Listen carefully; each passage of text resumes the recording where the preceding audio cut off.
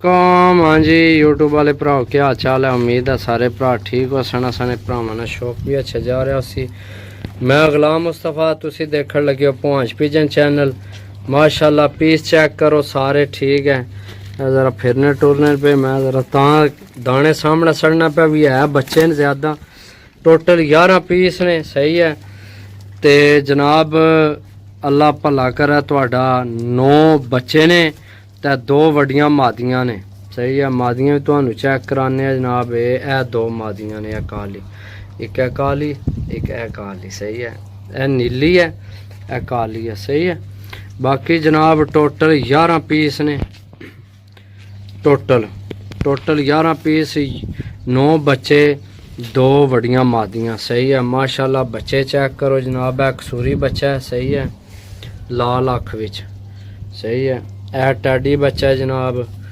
यह चेक करो जनाब गोल्डन बच्चा सही है। यह जनाब चपरा बच्चा है सही है। यह चपरियाना बच्चा है। यह जनाब गोल्डन बच्चा ओ टैडी बच्चा जनाब। फिर टैडी बच्चा ओ मादी ओ कसूरी बच्चा ओ मगर टैडी बच्चा सही है। दोस्तों टोटल जनाब भरावां वास्ते लैके आए हैं जनाब 11 पीस 9 बच्चे 2 मादियां।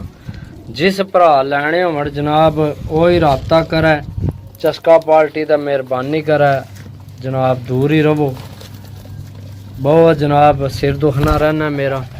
दिहाड़े दवाइयां खा रहे हैं जनाब सिर नहीं वजह तो यकीन करो इतने चस्के अल्लाह माफ़ी दे। मैं आज तो नंबर भी नहीं किसी ने ब्लॉक किया भी चलो यार कोई नहीं नंबर ब्लॉक करने ना फ़ायदा कोई नहीं सही है। मैं ना अल्लाह पाक इन्ना की हिदायत दे। चेक करो माशाल्लाह चीज़ें सही है दोस्तों। ए मोबाइल मैं रख छोड़िया तो फिरने टुरने नज़र आव सही है। चेक करो जनाब।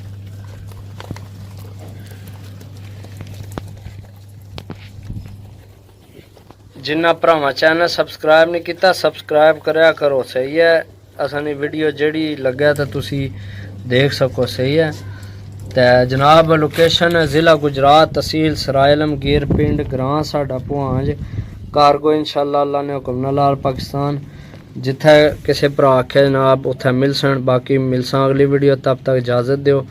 अल्लाह सोने ने वाला है। अल्लाह हाफिज़।